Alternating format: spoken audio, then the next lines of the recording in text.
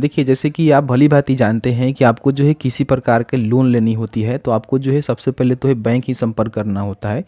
कई बार क्या होता है कि आपके पास प्रॉपर डॉक्यूमेंट या फिर यूँ कह लें कि प्रॉपर मतलब जानकारी ना होने के चलते आपको जो है लोन यहाँ पे बैंक के द्वारा उपलब्ध नहीं कराया जाता है।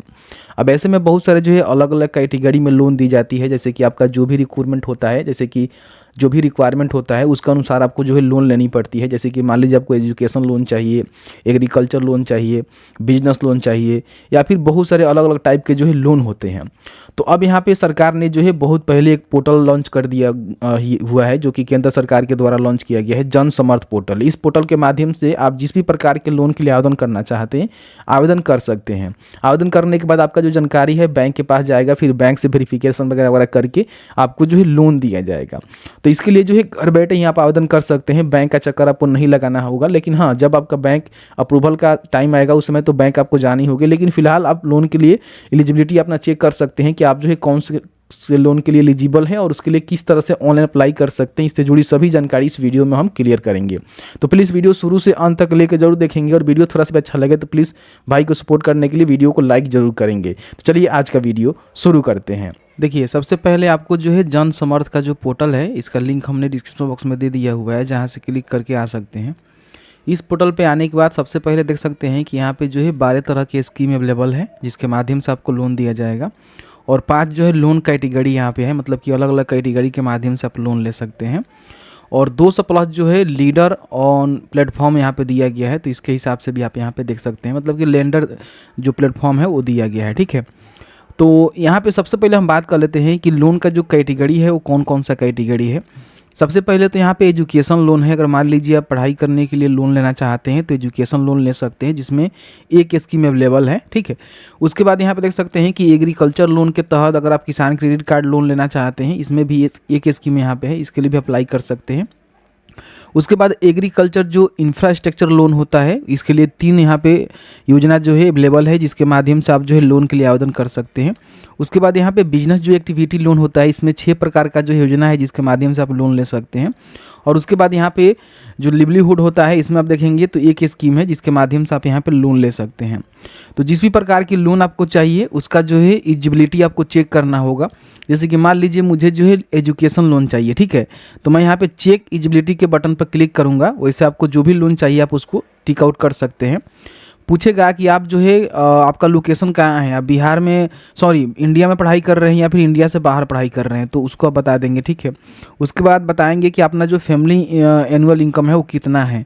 ठीक है, इस तरह से आप बता देंगे जितना भी आपका होगा। उसके बाद यहाँ पे अपना जो है कैटेगरी बताएंगे, आप जो है कौन से कैटेगरी से आते हैं। फिर यहाँ पे आप बताएंगे कौन से आप कोर्स जो है अटेंड किए हुए हैं, ग्रेजुएशन, पोस्ट ग्रेजुएशन, डिक्रोट या फिर अदर जो भी है आप यहाँ पे बताएंगे। उसके बाद यहाँ पे जो है बताएंगे कि आपका जो है कोर्स का लेंथ कितने सालों का है, तो आप यहाँ पर इसको बताएंगे। फिर नीचे आएंगे तो यहाँ पर पूछ रहा है कि choose the type of course you are interested in pursuing, मतलब जो भी आप कोर्स में पर्सिंग करना चाहते हैं, तो फुल टाइम, पार्ट टाइम या फिर किस तरह का कोर्स है, तो आप यहाँ पे सिलेक्ट कर देंगे। फिर यहाँ पे अपना जो है कोर्स फी बताएंगे कि आपका जो है कोर्स का फ़ी कितना है, यहाँ से आप इसको बता देंगे। तो यहाँ पे आपका जो है कोर्स का फ़ी रहेगा, यहाँ पे आप जितना लोन लेना चाहते हैं, जैसे कि मान लीजिए आपको 6 लाख रुपये तक का लोन चाहिए। ठीक है, तो यहाँ पे 6 लाख रुपये कर देंगे। ठीक, तो इस तरह से आपका जो है 6 लाख रुपये हो जाएगा। फिर यहाँ पे कैलकुलेट एलिजिबिलिटी के बटन पर क्लिक करेंगे तो यहाँ पे आपका जो भी कोर्स फी होगा वही जो है लोन के रूप में आपको दिया जाएगा। तो कोर्स फी में आप डाल दीजिएगा, क्योंकि इसका जो है आपको प्रूफ भी देना पड़ेगा, तो इसके हिसाब से ही डालिएगा जो भी आपका कोर्स फी होगा। ठीक है, उसके बाद यहाँ पे पूछ रहा है कि आप अपने हिसाब से जो है कितना कोर्स में लगाना चाहते हैं। जैसे कि मान लीजिए मेरे पास 50,000 रुपया है। ठीक है, तो मैं यहाँ पे इनको बता दूंगा कि मेरे पास 50,000 रुपया है, लेकिन मेरे कोर्स में जो है 5 लाख रुपये लग रहे हैं, तो ये जो है कहेंगे कि आपको जो है 4.5 लाख रुपये तक का जो है लोन यहाँ पे दिया जाएगा। ठीक है, तो यहाँ पे कैलकुलेट एलिजिबिलिटी के बटन पर क्लिक करेंगे तो देखिए आपके लिए जो भी लोन अवेलेबल होगा इस तरह से आपके सामने जो है लिस्टेड हो जाएगा। जैसे कि मेरे पास देख सकते हैं कि सेंट्रल सेक्टर इंटरेस्ट सब्सिडी के तहत देख सकते हैं कि यहाँ पे जो है मैक्सिमम जो एलिजिबिलिटी लोन का है 4.5 लाख का है, और एलिजिबिलिटी सब्सिडी अमाउंट देख सकते हैं कि 1,91,000 रुपये का जो है सब्सिडी यहाँ पे हमें देखने को मिल जाएगा। और मंथली जो है हमें 3910 जो है यहाँ पे पेमेंट करना होगा। ठीक है, जो कि 8.5% के हिसाब से आपको देना होगा और 20 साल में आपको चुकाना है। तो इस तरह से जो है यहाँ पे देख सकते हैं कि इन्होंने जो है कैलकुलेट करके बता दिया हुआ है। तो अगर आप इसके साथ प्रोसीड करना चाहते हैं, अप्लाई करना चाहते हैं तो अप्लाई कर सकते हैं। इसके बारे में और भी जानकारी दिया गया है कि आपको एजुकेशन फील्ड दिया जा रहा है जो इंडिया में कहीं भी आप इसको लगा सकते हैं, और बाकी यहाँ पे ये जानकारी दिया गया है। अब यहाँ पे लॉग इन टू अप्लाई के बटन पे आप क्लिक करेंगे। इसको एडिट भी कर सकते हैं, जैसे कि मान लीजिए जो आपने जानकारी डाला हो उसको एडिट भी कर सकते हैं। अगर अप्लाई करना चाहते हैं, आप इच्छुक है इस लोन को लेना चाहते हैं, मतलब आप कैलकुलेट कर लीजिएगा कि आपको जो है कितना 20 साल में देना पड़ रहा है। आपका रेट भी यहाँ पे है, मंथली जो आपका EMI है वो भी दे दिया गया है, और कितना आपको सब्सिडी मिलेगा उसकी भी जानकारी यहाँ पे ऑलमोस्ट बता दी गई है। अप्लाई करने के लिए लॉग इन टू अप्लाई के बटन पर क्लिक करेंगे तो सबसे पहले जो है आपको रजिस्ट्रेशन करना होगा, ठीक है। तो रजिस्ट्रेशन करने के लिए एक मोबाइल नंबर डालना है, फिर कैप्चा को फिल करना है और यहाँ पे गेट OTP के बटन पर क्लिक करना है। यहाँ पे इन लोग का जो प्राइवेसी पॉलिसी है, टर्म एंड कंडीशन है, डिस्क्लेमर है, इसको आपको पढ़ना होगा, तभी जो है आप आगे बढ़ पाएंगे। तो इसको पढ़ लीजिएगा क्योंकि लोन लेने से पहले ये सब जानकारी आपको पता होनी चाहिए। फिर यहाँ पे टर्म कंडीशन हो गया, डिस्क्लेमर हो गया। अब यहाँ पे नेक्स्ट करेंगे, ठीक है। तो आपका जो है टर्म कंडीशन आएगा जिसको आपको इस तरह से रीड करना पड़ेगा। फिर इसको नेक्स्ट करेंगे तो डिस्क्लेमर आएगा, इसको भी आपको रीड करना पड़ेगा, ठीक है। और उसके बाद यहाँ पे टिक करके आपको जो है एग्री करना होगा। अब यहाँ पे अपना मोबाइल नंबर डालना है, कैप्चा को फिल करना है और गेट OTP के बटन पर क्लिक करना है। देखिए जैसे ही आप OTP डालकर सबमिट करेंगे तो अब जो है यहाँ पे आप चाहें तो अपना ईमेल ID वेरीफाई कर सकते हैं। इसको आप स्किप भी कर सकते हैं।